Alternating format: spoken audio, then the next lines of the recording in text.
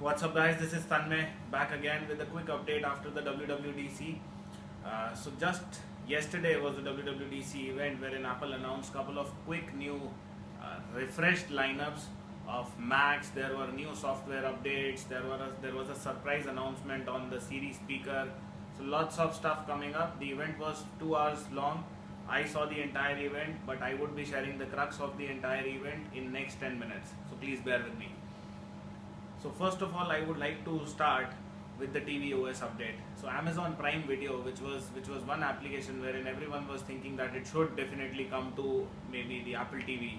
This is finally coming. So Apple and Amazon have tied up, and that application would be directly be in neck-to-neck competition with Netflix.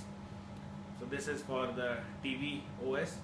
Next comes is the Watch OS. So Apple has recently announced the Watch OS 4, wherein there are a couple of new watch faces. There is one watch face which was dedicated to Siri. So Siri would be using its machine learning and analyzing the way you use your phone and the watch, the kind of applications that you use. Basis that it would create a watch face which would have all the essentials.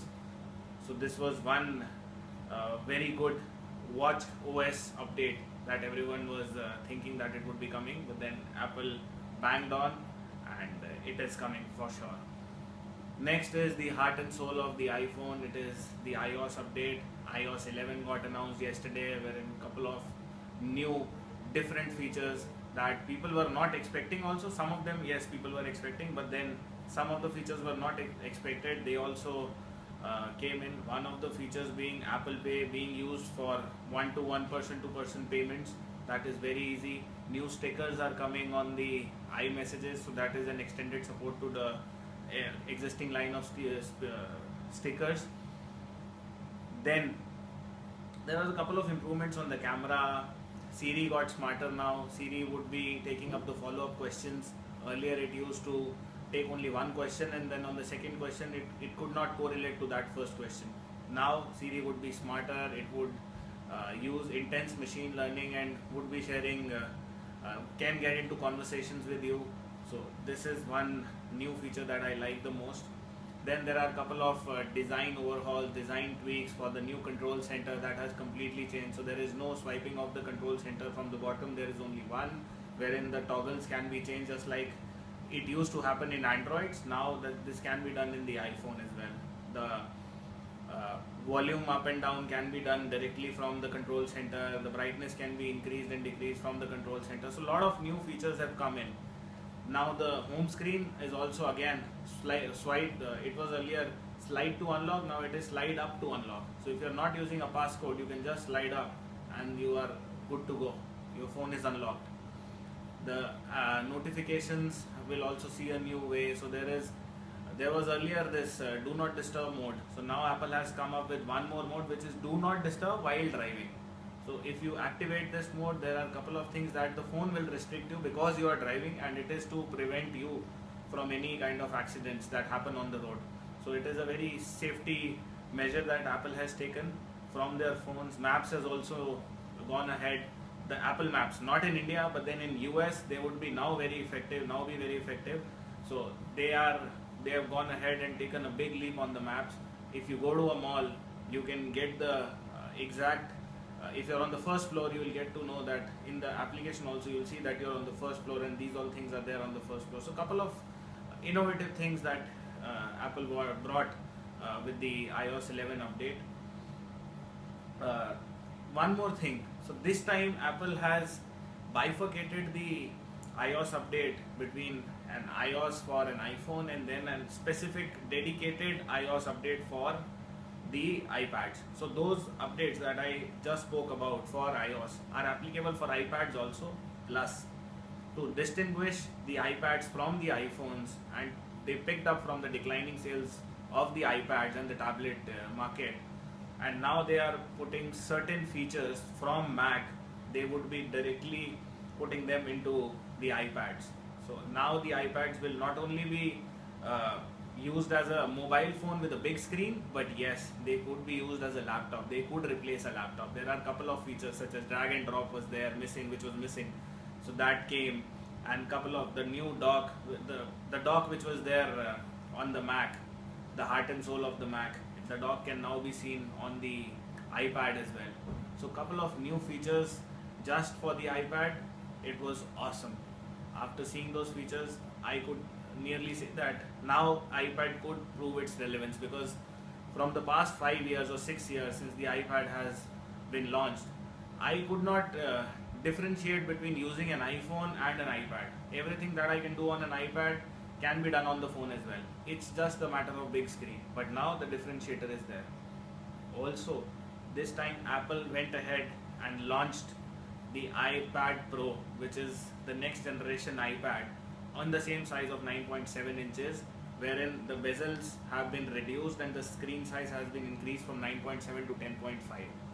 This iPad has a frequency refresh rate of 120 Hz instead of 60 Hz. So 120 will prove to be very effective in terms of butter smooth scrolling, in terms of decreasing the latency speed for the Apple Pencil. So now latency has gone down to 20 milliseconds, which is by far the best in the industry. And also there were a couple of the camera has bumped to 12 megapixel from the latest iPhone 7 with all the benefits. There is True Tone display with the iPad, which is still not there in the iPhones. It is there in the iPad. So iPad has its own differentiators now. So this is one quick update on the iPad. And the iPad will now start from 64 gigabytes and will go up to 512 gigabytes. The Pro series will now consist of two iPads with 10.5 inches being the first entrant, and the bigger brother, which is 12.9 inches. So 12.9 will again be bumped from 32 gigabytes to 64 gigabytes, and the last would go to 512 gigabytes. So Apple has really increased the storage considering the kind of usage that people do on their iPads. So this was one quick update on the iOS. Then Apple again went ahead, refreshed the entire MacBook Pro lineup with new processors.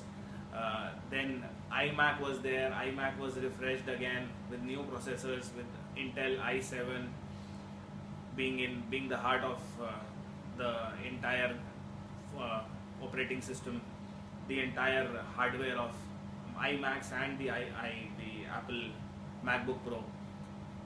There was one quick announcement which was related. It was not an announcement. It was though a sneak peek for the iMac Pro, which is in the making.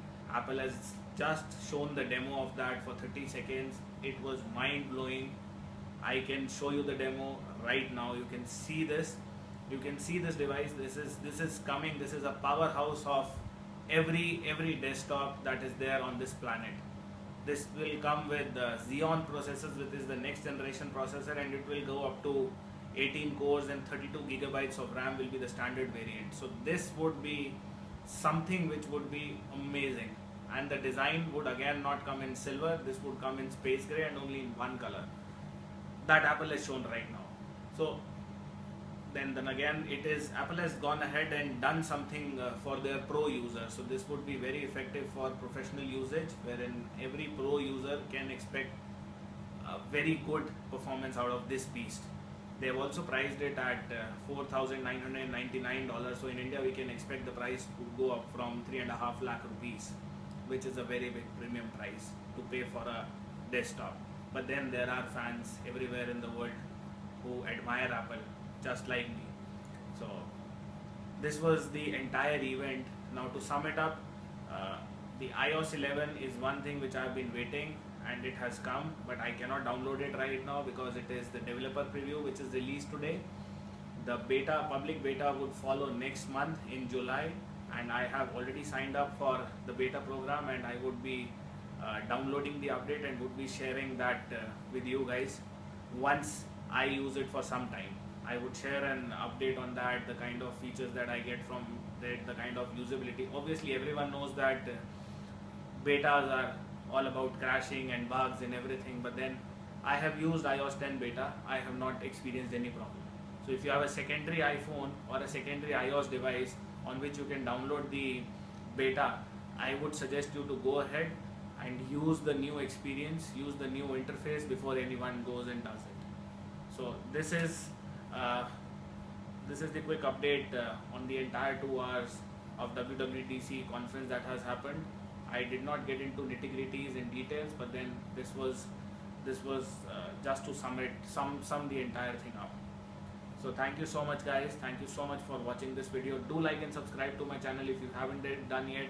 I would be posting more videos related to new unboxings of new devices that would be launching ahead. There are a couple of videos in the pipeline as well. So do like and subscribe to the channel so that you get to see the videos first before anyone else. Thank you so much, guys. Keep loving the work. Peace.